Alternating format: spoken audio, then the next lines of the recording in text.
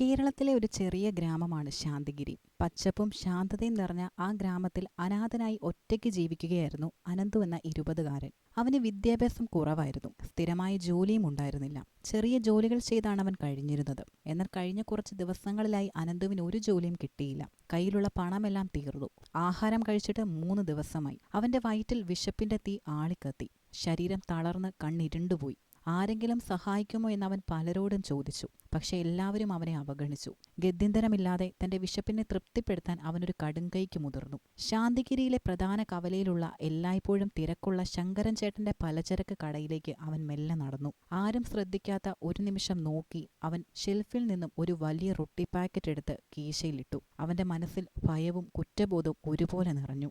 അനന്തു കടയുടെ പടിയിറങ്ങാൻ തുടങ്ങിയപ്പോഴാണ് കടയുടെ മൂലയിലിരുന്ന് ബീഡി വലിച്ചിരുന്ന ശങ്കരൻ ചേട്ടന്റെ കണ്ണ് അവനിലുടക്കിയത്. ശങ്കരൻ ചേട്ടൻ ഉച്ചത്തിൽ അലറി, "കള്ള, നിൽക്കവിടെ!" അനന്തു പേടിച്ചോടാൻ ശ്രമിച്ചെങ്കിലും നാട്ടുകാർ അവനെ വളഞ്ഞു പിടിച്ചു. അവർക്ക് അവനോട് യാതൊരു ദയയും ഉണ്ടായിരുന്നില്ല.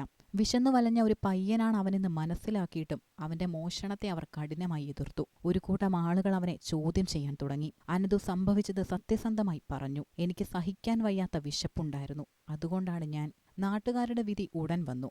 പോലീസ് സ്റ്റേഷനിൽ കൊടുക്കുന്നതിന് പകരം അവർ അവനൊരു പാഠം പഠിപ്പിക്കാൻ തീരുമാനിച്ചു. നാട്ടുകൂട്ടത്തിന്റെ വിചാരണ. ഗ്രാമത്തിലെ പ്രായം ചെന്ന കാരണവന്മാർ ചേർന്ന് വിചാരണ നടത്തി. മോഷണത്തിന് അവനെ ശിക്ഷിച്ചു. അടുത്ത 3 ദിവസം അവൻ മോഷ്ടിക്കാൻ ശ്രമിച്ച ശങ്കരൻ ചേട്ടന്റെ കടയുടെ മുൻപിൽ ഒരു ബോർഡ് തൂക്കി അവന്റെ കുറ്റമെഴുതി പ്രദർശിപ്പിക്കണം. "ഞാൻ വിശപ്പ് കാരണം മോഷണം നടത്തിയവനാണ്" എന്നെഴുതിയ ബോർഡ്. ഇതവനൊരു വലിയ അപമാനമായി തോന്നി. അനന്തു തലകുനിച്ച് ആ ശിക്ഷ ഏറ്റുവാങ്ങി. 3 ദിവസവും അവൻ ആ ബോർഡുമായി കടയുടെ മുൻപിൽ നിന്നു. നാട്ടുകാർ പലരും അവനെ കളിയാക്കി ചിരിച്ചു. ചിലർ അവനോട് പുച്ഛത്തോടെ സംസാരിച്ചു. എന്നാൽ ഈ ശിക്ഷ ഒരു വ്യക്തിയുടെ ശ്രദ്ധയാകർഷിച്ചു. വിജയൻ മേനോൻ.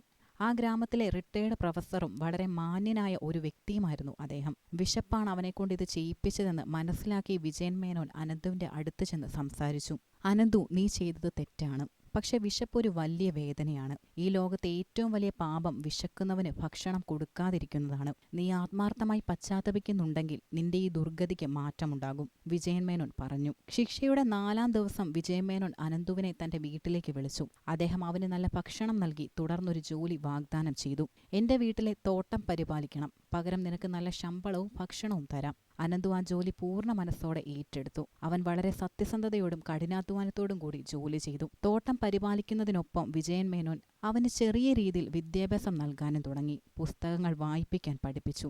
കണക്കുകൾ പഠിപ്പിച്ചു. ലോകകാര്യങ്ങൾ മനസ്സിലാക്കി കൊടുത്തു. അനന്തുവിന്റെ ജീവിതം പതിയെ മെച്ചപ്പെടാൻ തുടങ്ങി. അവൻ സ്വന്തമായി പണം സമ്പാദിച്ചു. അവന്റെ കഠിനാധ്വാനം കണ്ട വിജയൻ മേനോൻ അവനൊരു ചെറിയ തുക കടമായി നൽകി. "ഈ പണം കൊണ്ട് നിനക്ക് ഇഷ്ടമുള്ള ഒരു ചെറിയ കച്ചവടം തുടങ്ങാം," അദ്ദേഹം ഉപദേശിച്ചു. അനന്തു വിജയൻ മേനോന്റെ തോട്ടത്തിലെ പച്ചക്കറികൾ വാങ്ങി സ്വന്തമായി ഒരു ചെറിയ പച്ചക്കറിക്കട തുടങ്ങി. ആ പഴയ അപമാനത്തിന്റെ ഓർമ്മ അവനെ കൂടുതൽ വിനയമുള്ളവനും അർപ്പണബോധമുള്ളവനുമാക്കി. അവൻ ഉപഭോക്താക്കളോട് വളരെ സ്നേഹത്തോടെയും ബഹുമാനത്തോടെയും പെരുമാറി. അവൻ ഒരിക്കലും വില കൂട്ടി വിൽക്കുകയോ ആരെയും ചതിക്കുകയോ ചെയ്തില്ല. വർഷങ്ങൾ കടന്നുപോയി. അനന്തുവിന്റെ ചെറിയ പച്ചക്കറിക്കട വളർന്ന് ഒരു സൂപ്പർ മാർക്കറ്റായി. പിന്നീട് അദ്ദേഹം മറ്റ് ഗ്രാമങ്ങളിലേക്ക് തന്റെ കച്ചവടം വ്യാപിപ്പിച്ചു. അദ്ദേഹത്തിന്റെ വിശ്വാസ് എന്ന സ്ഥാപനം സത്യസന്ധതയ്ക്കും ഗുണമേന്മയ്ക്കും പേരുകേട്ടതായി. അനന്തുവിന്റെ ജീവിതത്തിൽ അവൻ വിചാരിക്കാത്ത പല കാര്യങ്ങളും സംഭവിച്ചു. അവനൊരു നല്ല പെൺകുട്ടിയെ വിവാഹം കഴിച്ചു.